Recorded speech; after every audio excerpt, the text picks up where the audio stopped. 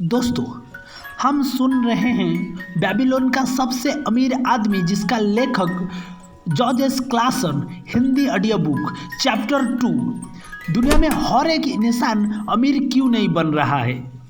इस बनने की कुछ नियम है, कुछ नतीजा है जिसके माध्यम से हर एक इंसान अमीरी बन नहीं पाता, और इस नियम को जो मानेगा वो जरूर अमीर बनेगा। चले हम स्टार्ट करते हैं बेबीलोन का सबसे अमीर आदमी जिसका लेखक जॉर्ज क्लासन, और आप बने रहिए हमारे साथ। चैप्टर 2, बेबीलोन का सबसे अमीर आदमी। प्राचीन बेबीलोन में एक बहुत अमीर आदमी रहता था जिसका नाम था अरकाद। वह अपनी संपत्ति के लिए चारों ओर मशहूर था, साथ ही वह अपनी उदारता के लिए भी मशहूर था। वह संस्थाओं के जमकर दान करता था। वह अपने परिवार के प्रति उदार था। वह अपने खर्चों में दिलदार था। हर साल उसकी संपत्ति खर्च करने से भी ज़्यादा रफ्तार से बढ़ती जाती थी। दोस्तों, मैं बताना चाहता हूँ, ये एक बहुत बड़ी बात है कि संपत्ति खर्च से ज़्यादा रफ्तार से बढ़ेगा तभी हम धनी बनते जाएंगे और बने रहेंगे। तो खर्च आज की दुनिया में लोगों में जितना रोजगार करते हैं उससे ज़्यादा खर्च बढ़ जाता है। तो इसके बजाय ये हमको जाना है किस किताब में? बेबीलोन का सबसे अमीर आदमी जिसका लेखक है जॉर्ज क्लासन। इसी समस्या के समाधान के बारे में हम जानेंगे। बने रहिए हमारे साथ। और उसके पुराने दिनों के कुछ दोस्त उसके पास आए और उन्होंने कहा, अरकाद, तुम हमसे ज़्यादा खुशनसीब हो। तुम बेबीलोन के सबसे अमीर इंसान हो गए हो, जबकि हम अपने मौजूद के लिए संघर्ष कर रहे हैं। तुम सबसे अच्छे कपड़े पहन सकते हो और सबसे दुर्लभ भोजन कर सकते हो, जबकि हम अगर अपने परिवार को साधारण कपड़े पहनना सके और जो भी उपलब्ध है वही खिला सके तो हमें संतुष्ट रहना पड़ता है। लेकिन एक समय हम बराबर थे, उनके दोस्त ने बोले। हमने एक ही जहाँ तक अध्ययन की बात है, क्या हमारे बुद्धिमान शिक्षक ने नहीं सिखाया था कि हमने 2 चीज़ों सीखी है? पहली वे चीज़ें जिन्हें हमने सीखा है और जिन्हें हम जानते हैं। दूसरा वह प्रशिक्षण जिसने हमें सिखाया है कि हम उन चीज़ों को कैसे खोजें जिन्हें हम नहीं जानते हैं। इसीलिए मैंने तय किया कि संपत्ति अर्जित करने का तरीका सीखूंगा और उसे सीखने के बाद उससे मैं अच्छी तरह आजमाऊंगा। क्या ये समझदारी नहीं है कि हम सूरज की रोशनी में चीज़ों का आनंद लें जब तक वे है? क्योंकि जब हम आत्माओं की दुनिया के लिए प्रार्थना करेंगे तब दुख तो आ ही जाएगी। मुझे रिकॉर्ड्स के हाल में स्क्राइब का काम मिला और हर दिन मैं घंटों मिट्टी के टेबलेट पर मेहनत करता था। हफ्ते दर हफ्ते महीने दर महीने मैंने मेहनत की, तब भी मेरे आमदनी नहीं बढ़ी। भोजन, कपड़े और ईश्वर के लिए दान और बाकी चीज़ें मेरे आमदनी को खा जाती थी, लेकिन मेरे संकल्प ने मेरा साथ नहीं छोड़ा। और एक दिन अलग मिस जो पैसे उधार देता था शहर के मालिक के घर आया और उसने 9वें नियम की कॉपी ऑर्डर की और उसने मुझसे कहा, मुझे ये 2 दिनों में चाहिए और अगर ये काम समय पर हो गया तो मैं तुम्हें तांबे के 2 सिक्के दूंगा। आप सुन रहे हैं बेबीलोन के सबसे अमीर आदमी जिसका प्रख्यात लेखक जॉर्ज क्लासन। बने रहिए हमारे साथ, हम सुनेंगे, हम सीखेंगे तो अमीर जरूर बन सकते हैं। इसीलिए मैंने मेहनत की, लेकिन वे नियम लंबा था और जब अलग मिस लौटा तब तक काम अधूरा था। वे गुस्से में था और मैं उसका गुलाम था। वे मुझे पीट सकता था, लेकिन वे जानते हुए कि शहर का मालिक उसे ऐसा नहीं करने देगा। मैंने निडर होकर कहा, अलग मिस, आप बहुत अमीर हैं, मुझे बताइए कि मैं भी कैसे अमीर बनूं और मैं सारी रात जागकर मिट्टी पर लिखूंगा और जब सूर्य उगेगा तब तक आपका काम खत्म हो चुका होगा। वे मुझ पर मुस्कुराया और उसने जवाब दिया, तुम एक हिम्मती गुलाम हो, पर हम इस समझौते को मानते हैं। पूरे रात में लिखता रहा, हालांकि मेरी पीठ में दर्द होता रहा और गंध से मेरे सिर में दर्द होने लगा, जिससे मेरे आंखें देख नहीं पा रही थी। लेकिन जब वे वापस लौटा तब तक टैबलेट पूरे बन चुके थे। अब मैंने कहा, मुझे बताइए जो आपके बाद किया था। बेटे, तुमने अपने हिस्से का वादा पूरा किया है। उसने मुझसे मिठास से बात की और अब मैं अपना वादा पूरा करूंगा। मैं तुम्हें वे चीज़ें बताना चाहता हूँ जो तुम जानना चाहते हो, क्योंकि मैंने बूढ़ा हो रहा हूँ और बूढ़े लोगों की काफ़ी चलती है, और जब युवावस्था सलाह लेने पर बुढ़ापे के पास आती है तो उसे सालों का ज्ञान मिलता है। लेकिन कई बार युवावस्था को लगता है कि बुढ़ापे को सिर्फ बीते समय की जानकारी है, इसलिए उसे पूरा लाभ नहीं मिलता। दोस्तों, आप सुन रहे हैं बेबीलोन का सबसे अमीर आदमी जिसका लेखक जॉर्ज क्लासन। आप बने रहिए हमारे साथ, हम जानेंगे अमीर कैसे बनेंगे। युवावस्था के विचार। उसने कहा, उस धूमकेतु की तरह चमकीले होते हैं जो आकाश को चमक डालते हैं, लेकिन बुढ़ापे का ज्ञान उन तारों की चमक की तरह होता है जो कभी नहीं बदलती और जिससे जहाजी दिशाओं का पता करते हैं। मेरे शब्द को याद रखिए, क्योंकि अगर तुमने ऐसा नहीं किया, मैं तुम उस सच को नहीं पकड़ पाओगे जो मैं बताना चाह रहा हूँ, और तुम्हें लगेगा कि तुम्हारी रात की मेहनत बर्बाद गई। तब उसने मेरी और अपनी घनी बाहों के बीच से चतुराई से देखा और एक धीमी लेकिन मजबूत आवाज़ में कहा, मैंने संपत्ति का रास्ता तब पाया जब मैंने सीखा कि मेरी कमाई का एक हिस्सा मुझे अपने लिए बचाकर रखना है और तुम भी ऐसा ही करोगे। तब वे मुझे भेदने वाली नज़रों से देखता रहा, पर उसने कुछ नहीं कहा। बस इतना ही मैंने पूछा, ये एक भेड़ चराने वाले को सूदखोर में बदलने के लिए काफ़ी था। उसने जवाब दिया, लेकिन जो मैं कमाता हूँ वह सब मेरे लिए ही है ना?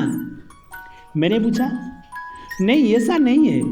उसने जवाब दिया, तुम्हें दर्जी याद नहीं है क्या? तुम मोची को पैसा नहीं देते क्या? तुम खाना खाने के पैसे नहीं देते क्या? तुम बेबीलोन में बिना पैसे खर्च के रह सकते हो? पिछले महीने की कमाई के बारे में तुम्हारे पास बताने के लिए क्या है, और पिछले साल की कमाई के बारे में? मूर्ख, तुम सबको पैसे देते हो, खुद को नहीं देते। बेवकूफ़, तुम दूसरों के लिए मेहनत करते हो, इससे अच्छा है कि गुलाम बन जाओ और उस मालिक के लिए काम करो जो खाने और पहनने के लिए देता है।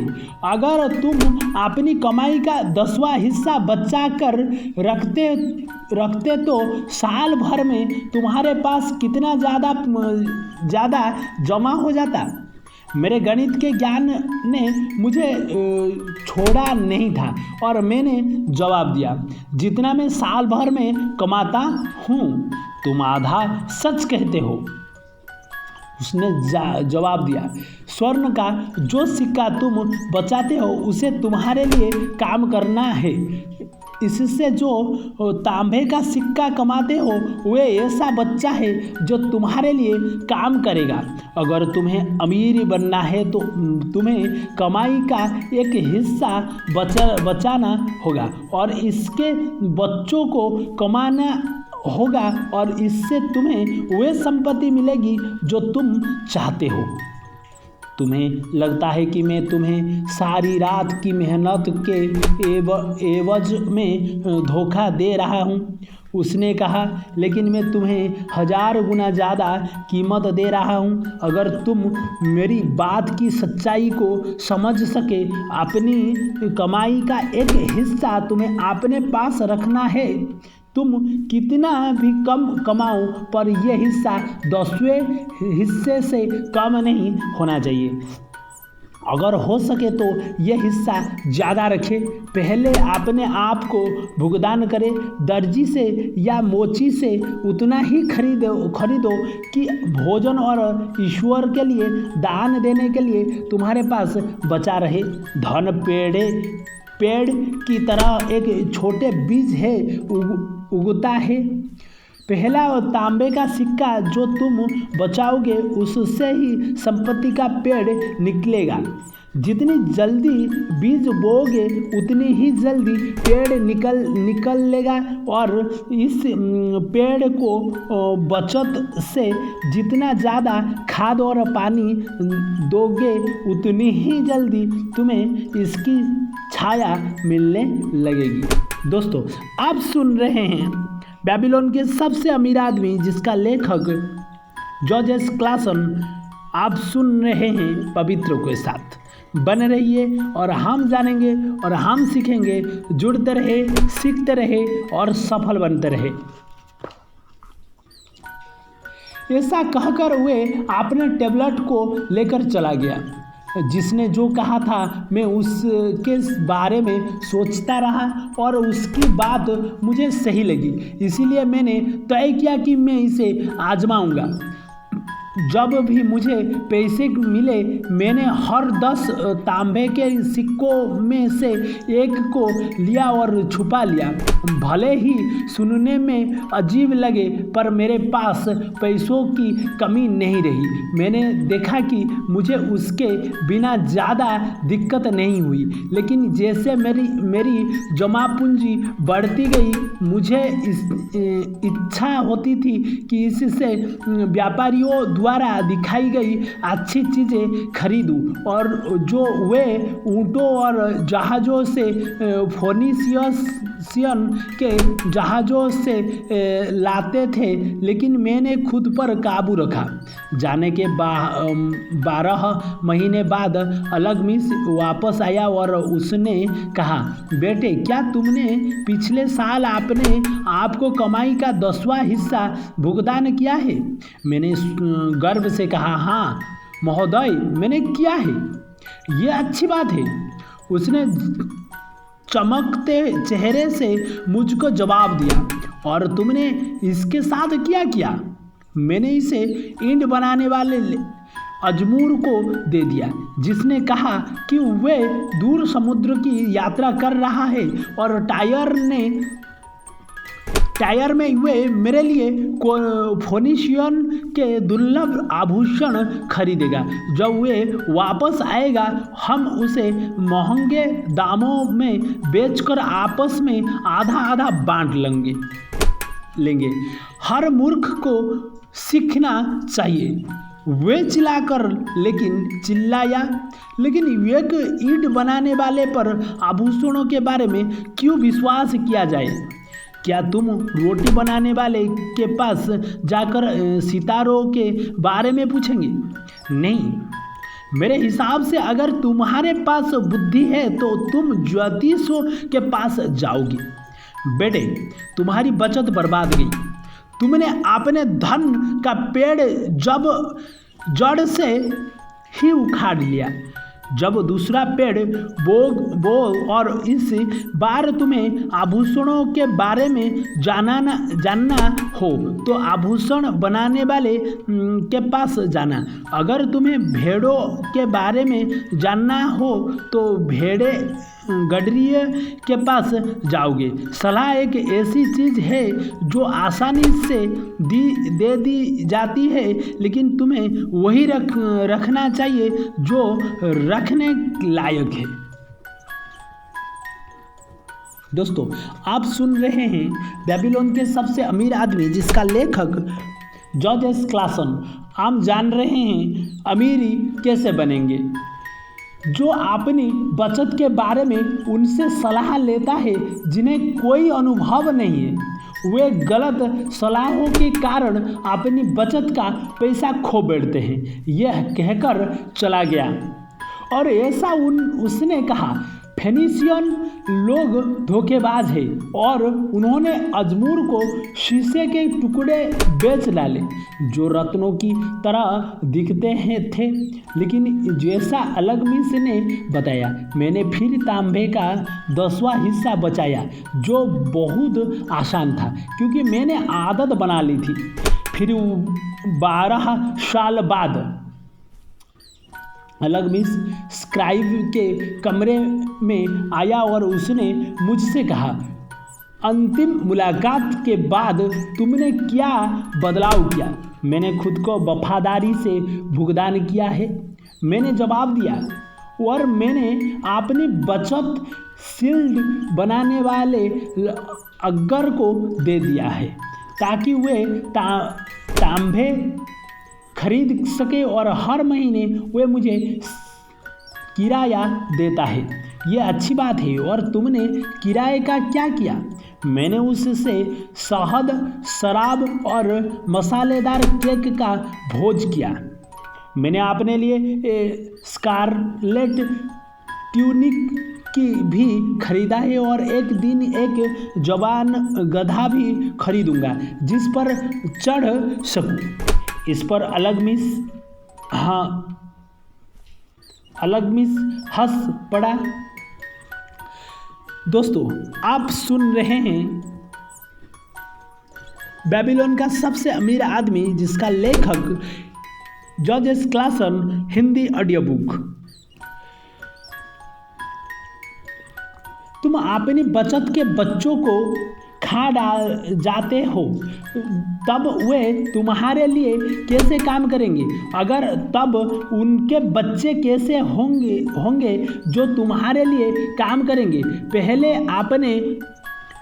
अपने लिए सुनहरे गुलामों की सेना बनाओ और उसके बाद बिना किसी अफसोस के अच्छा भोज खाओ। वे कहकर वे चला गया। दोस्तों, आप सुन रहे हैं बेबीलोन का सबसे अमीर आदमी, जिसका लेखक जॉर्ज एस क्लासन।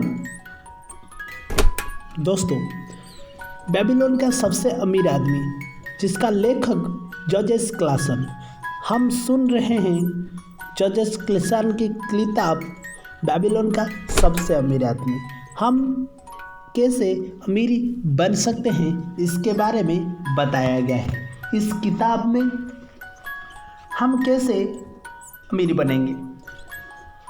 उसके बाद मैंने उसे 2 सालों के लिए नहीं देखा। एक बार जब वे फिर लौटा तब उसके चेहरे पर भारी रेखाएं थी और उसकी आंखें बोझिल थी क्योंकि वे बहुत बूढ़ा हो रहा था। और उसने मुझसे कहा, अरकद, क्या तुमने वे संपत्ति बना ली जिसका तुमने सपना देखा था?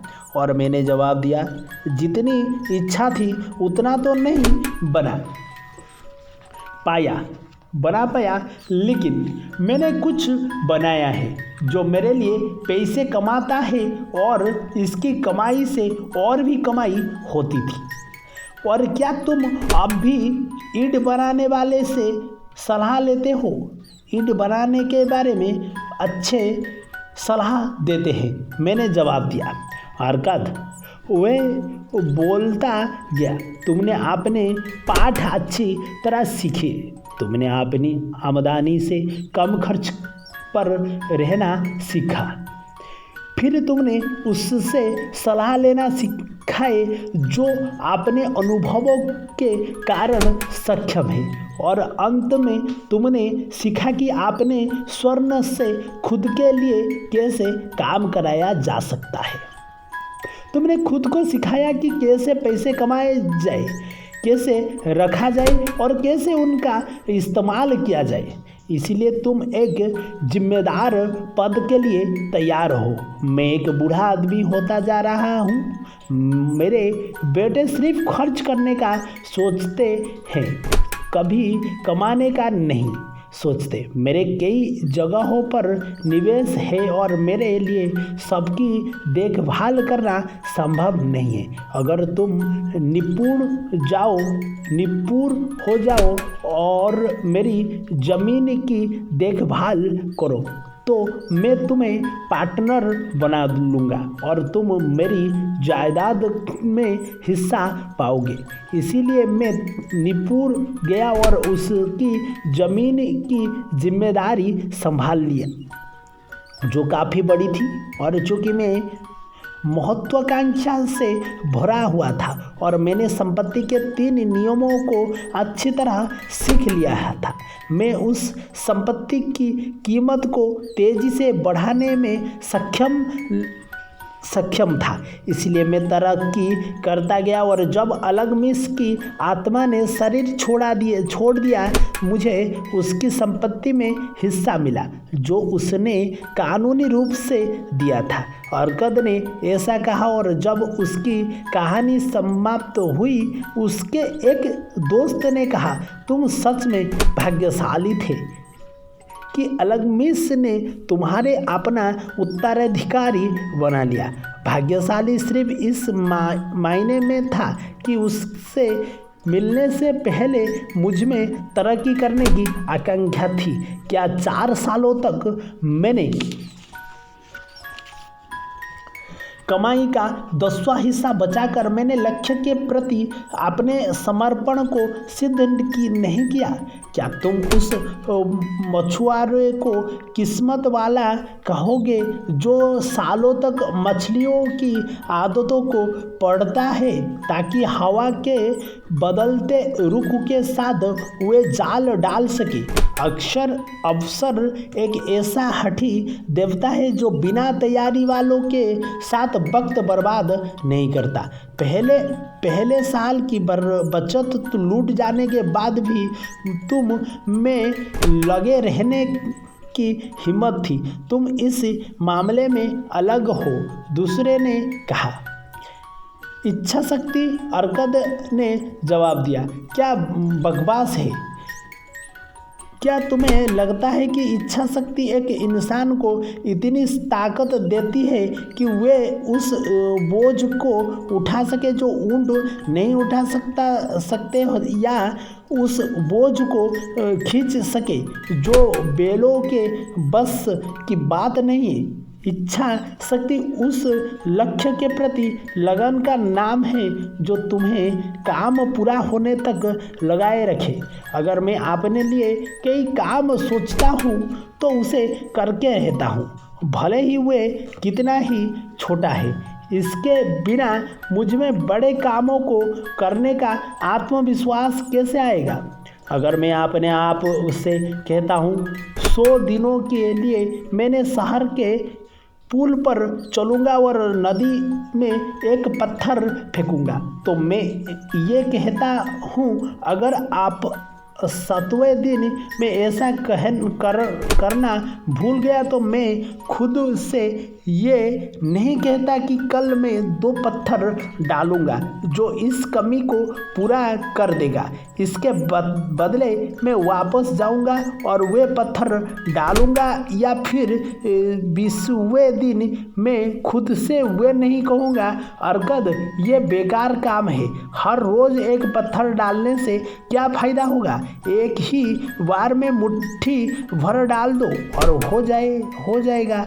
नहीं, मैं कभी ये नहीं कहूँगा और करूँगा। जब खुद के लिए कोई काम सोचता हूँ तो मैं इसे पूरा करता हूँ, इसीलिए मैं सावधान रहता हूँ कि मैं मुश्किल और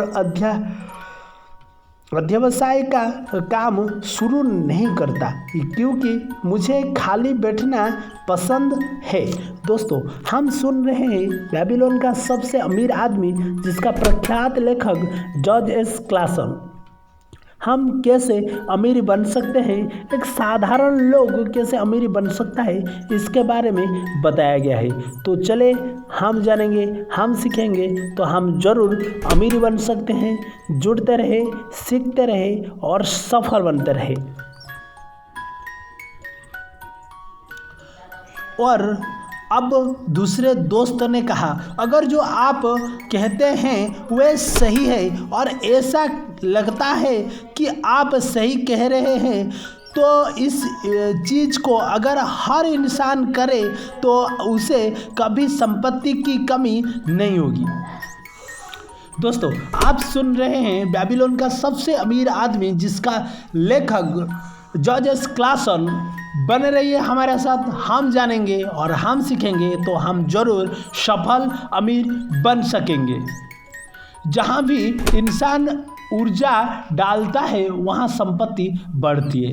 अरकद ने जवाब दिया, अगर एक अमीर इंसान नया महल बनाता है तो उसके द्वारा कमाया स्वर्ण खो जाता है। नहीं, ईंट बनाने वाले का इसमें हिस्सा होता है और मजदूर का इसमें हिस्सा होता है और कलाकार का इसमें हिस्सा होता है और इस घर पर मेहनत करने वाले हर इंसान का इसमें हिस्सा होता है। लेकिन जब महल बनकर तैयार होता है तो क्या ये अपनी कीमत से ज़्यादा मूल्य का नहीं होता? और इससे जुड़ी ज़मीन क्या ज़्यादा कीमत की नहीं होती? संपत्ति जादुई तरीकों से बढ़ती है, कोई इंसान इसकी सीमा नहीं आंक सकता। क्या फोनिशियन लोगों ने बंजर धरती पर उस पैसे से महान शहर नहीं बनाया जो समुद्र पर होने वाले व्यापार से आते हैं? अब आप हमें क्या सलाह देते हैं जिससे हम भी अमीर बन जाए? उसके एक और दोस्त ने कहा, साल गुजर गए हैं और हम उतने युवा नहीं रहे और हमारे पास कुछ भी नहीं बचा। मैं सलाह देता हूँ कि तुम अलग मिस की सलाह मानो और खुद से कहो, मेरी आमदनी का एक हिस्सा मेरे लिए है। सुबह उठने पर सबसे पहले खुद से ये कहो, इसे दोपहर में कहो, इसे रात में कहो, इसे रोज हर घंटे कहो, इसे खुद से इतनी बार कहो कि ये स्वाद शब्द आकाश में आग से बने अक्षरों की तरह छा जाए। अपने आप में ये आइडिया अच्छी तरह डाल लो, अपने आप को इस विचार से भर दो, फिर जो भी हिस्सा सही लगे वह ले लो। यह हिस्सा 10% से कम नहीं होना चाहिए। अपने अन्य खर्चों को इस तरह करो कि ये संभव हो सके, लेकिन पहले वे हिस्सा निकाल लो। जल्दी ही तुम ये महसूस करोगे कि उस खजाने का मालिक होने के कितना फर्क पड़ता है जो सिर्फ तुम्हारा है। जैसे जैसे ये बढ़ेगा वह तुम्हें आनंदित करेगा, जीवन का नया जोश तुम में भर जाएगा, ज़्यादा कमाने के और भी रास्ते खुलेंगे, क्योंकि ज़्यादा आमदनी होने पर भी तुम उतना प्रतिशत अपने लिए रखोगे। दोस्तों, हम सुन रहे हैं बेबीलोन का सबसे अमीर आदमी जिसका प्रख्यात लेखक George S Klaasen, Hindi audio book chapter 2।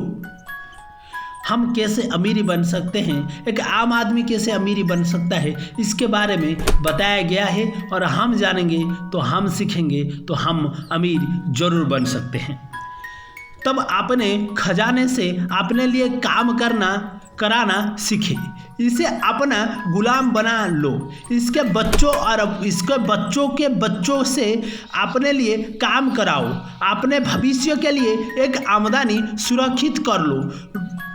बूढ़े लोगों को देखो और ये मत भूलो जाओ कि एक दिन तुम भी इनमें शामिल हो जाओगे।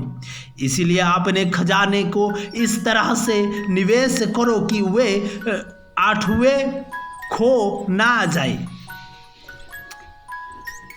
निवेश पर बहुत ज़्यादा वापसी की दौरों से सावधान रहो, क्योंकि ये वे धोखेबाज घटिया है जो लापरवाह इंसान को बर्बाद कर डालती है। अपने परिवार के लिए भी इंतजाम कर लो ताकि भगवान के पास तुम्हारे जाने के बाद भी उनकी ज़रूरतों पूरे हो सके। ऐसे सुरक्षा के लिए यह हमेशा संभव है कि थोड़े अंतराल पर उन्हें भुगतान होता रहे। इसीलिए सावधान इंसान ऐसी ज़रूरत के लिए किसी बड़ी रकम को इंतजार में नहीं रहता। समझदार लोगों से सलाह लो, उन लोगों की सलाह लो जिनका काम पैसे संभालना है। वे तुम्हें वैसे गलती करने से बचाएंगे जो गलती मैंने ईंट बनाने वाले अजमूर को पैसे देकर की थी। खतरे से ज़्यादा अच्छा है कि थोड़ा और सुरक्षित रिटर्न मिले। जब तक जिंदगी है उसका आनंद लो। खुद पर ज़्यादा बचत के लिए दबाव मत डालो। अगर सिर्फ दबाव हिस्सा बचा सके, 10वां हिस्सा बचा सके तो उसका सही बचाओ, उतना ही बचाओ। अन्यथा अपनी आमदनी के हिसाब से रहो और कंजूस बनकर खर्च करने से मत डरो। जिंदगी अच्छे और समृद्ध होती है उन चीज़ों से जिनका तुम आनंद उठाते हो। उसके दोस्तों ने धन्यवाद दिया और वे चले गए। कुछ शांत थे क्योंकि उनके पास कल्पना शक्ति नहीं थी और वे समझ नहीं सकते थे। कुछ व्यंग्य कर रहे थे क्योंकि उन्हें लगा था कि इतना अमीर इंसान कुछ संपत्ति अपने पुराने और कम भाग्यशाली दोस्तों को देगा। लेकिन कुछ की आंखों में नई रोशनी थी। उन्होंने महसूस किया कि वे हर बार स्क्राइब के कमरों में वापस आया क्योंकि उसने एक इंसान को अंधेरे से रोशनी की ओर जाने के लिए श्रम करते हुए देखा। रोशनी मिलने के बाद उस इंसान के लिए एक स्थान प्रतीक्षा कर रहा था। कोई भी इंसान उस स्थान को भर नहीं सकता था जब तक वे अपनी समझ का विकास ना कर ले और उस अवसर के लिए तैयार ना हो जाए। ये वही लोग हैं जिन्होंने अर्कद से बार बार मुलाकात की और अर्कद ने उनका स्वागत किया। उसने उन्हें सलाह दी और वैसी बातें सिखाई जो अनुभव से भरे लोग सिखाते हैं और उसने उनकी बचत करने में सहायता की ताकि उन्हें अच्छा ब्याज मिले और वे ऐसे निवेशों में पैसे ना बर्बाद करें जिनसे कोई लाभ नहीं मिलने वाला। इन लोगों की जिंदगी में बदलाव का मोड़ तब आया जब उन्होंने उस सत्यों को सीखा जो अलग में से अरकद को और अरकद से उन तक आया था। अपनी आमदनी का एक हिस्सा अपने पास रखो। ये एक बहुत बड़ी बात बताया गया है लास्ट में, ये वेरी वेरी इंपॉर्टेंट है। तो आप जुड़ते रहे, सीखते रहे, सफल बनते रहे।